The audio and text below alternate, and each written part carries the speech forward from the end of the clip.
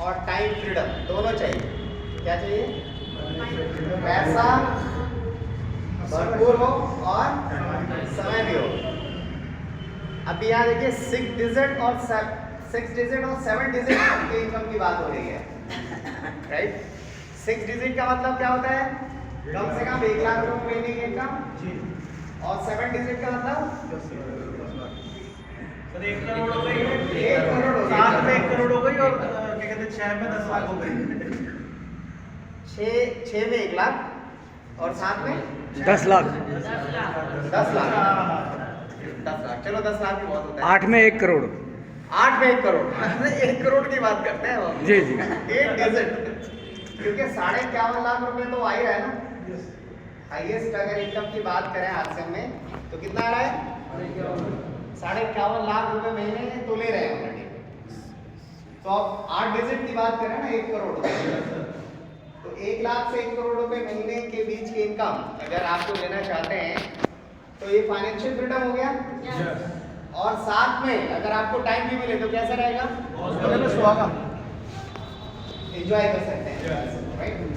तो क्योंकि देखिए कैलकुलेशन और बहुत सारी चीज़ें वसीम ने आपको बताई है, और मेरी टीम में वसीम जैसे बहुत सारे लोग हैं, और इसलिए मैं आज फाइनेंशियली फ्री और टाइम फ्री, मेरे पास टाइम भी है और पैसा भी है, राइट। यही आप लोगों को करना है। अगर इस तरह के वर्किंग हैंड्स आपकी टीम में बहुत सारे हों, जैसे कि मेरी टीम में है, तो आपको काम करने की जरूरत है? मुझे नहीं लगता कि आपको काम करने की जरूरत है। लास्ट में मैं एक स्टोरी से इस मीटिंग को कंक्लूड करना चाहूँगा, और ये जो है स्टोरी बिल्कुल आरसीएम बिजनेस के लिए फिट बैठती है, और जो लोग दिल से काम करते हैं और दिमाग नहीं लगाते हैं वो लोग आरसीएम बिजनेस में कामयाब होते हैं। ये मेरा पिछले 20 सालों का अनुभव है, पिछले 20 सालों का मेरा तजुर्बा है। और जिन लोगों ने भी दिमाग लगाया या थोड़ी चतुराई दिखाई, क्लेवरनेस जो है, चालाकी दिखाई, तो वो लोग आरसीएम बिजनेस से आउट हो जाते हैं, राइट। उसके लिए एक छोटी सी स्टोरी मैं आप लोगों के बीच में आज शेयर करना चाहता हूँ। एक छोटी सी बच्ची होती है, वो अपना गुल्लक, जो मिट्टी का गुल्लक होता है ना जिसमें सिक्के वगैरह डालते हैं, वो लेकर के एक मेडिकल स्टोर पे पहुंचती है।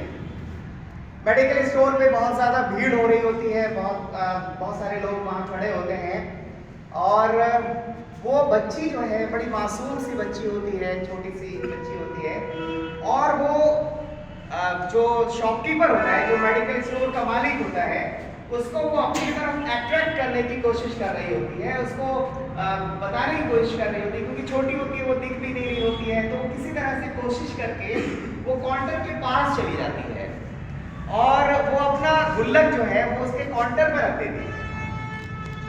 और गुल्लक काउंटर पे रखने के बाद जैसे उसने रखा, तो थोड़ा सा वो जो शॉपकीपर था उसका ध्यान उस बच्ची की तरफ गया, और उसने बच्ची से पूछा कि बेटे आपको क्या चाहिए।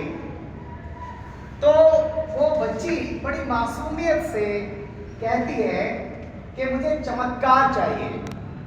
क्या चाहिए? चमत्कार चाहिए। अब मेडिकल स्टोर वाला थोड़ा आश्चर्यचकित हो गया, और वो सोच में पड़ गया कि ये चमत्कार कौन सी दवाई का नाम है। तो उसने थोड़ा सोचा, और सोचने के बाद उसने उसको रिप्लाई किया कि बेटे चमत्कार जैसी कोई दवाई मेरे पास नहीं है।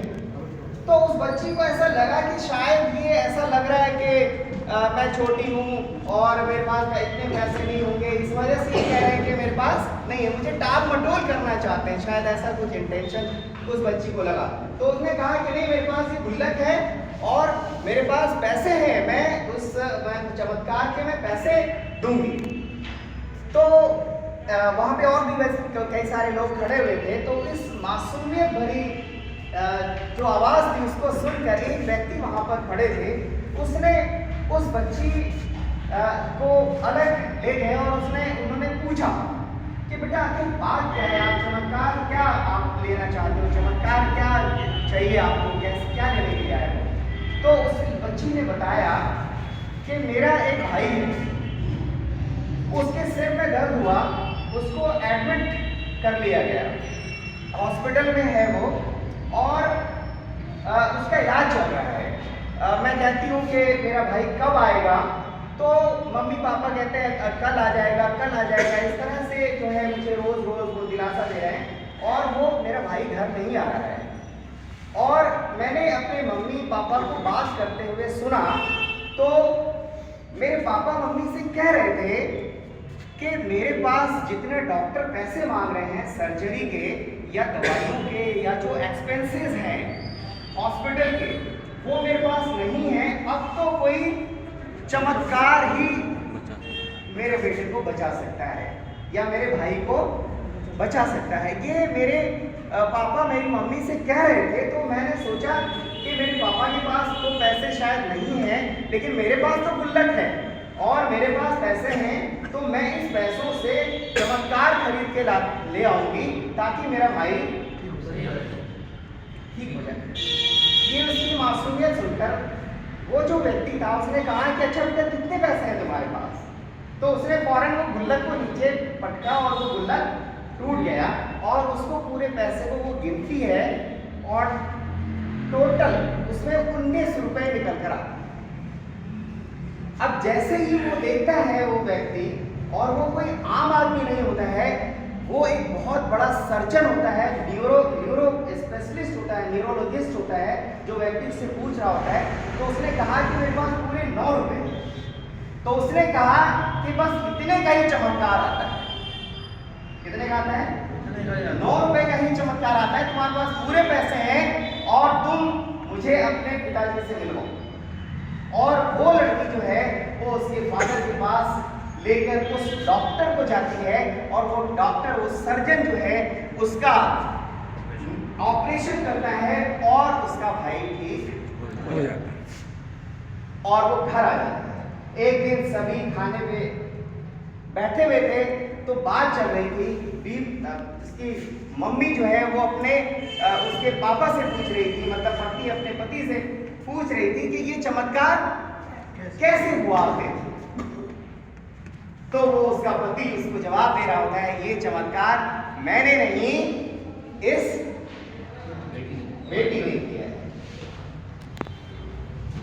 ये है दोस्तों, ये जो मासूमियत है, ये जो भोलापन है, ये जो तरीका है, और ऐसे जो लोग हैं जो इस तरह की मेंटालिटी रखते हैं, मानसिकता रखते हैं, ऐसी सोच रखते हैं, ऐसे लोग आपसे बिजनेस में कामयाब हो सकते हैं।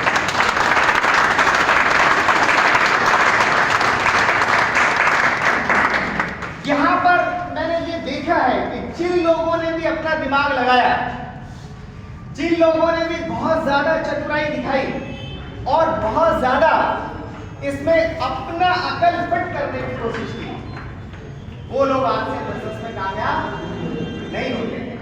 आप देख लीजिए जितने भी लोग आज से बिजनेस में टॉप टू बॉटम तक आज सबसे जो हाईएस्ट अचीवर है, जो 51.5 लाख रुपए महीने की ले रहे हैं और जो आज 100-200 रुपए का चेक दे रहा है आज से बिजनेस में, आपको इनके अंदर भोलापन दिखाई दे, आपको इनके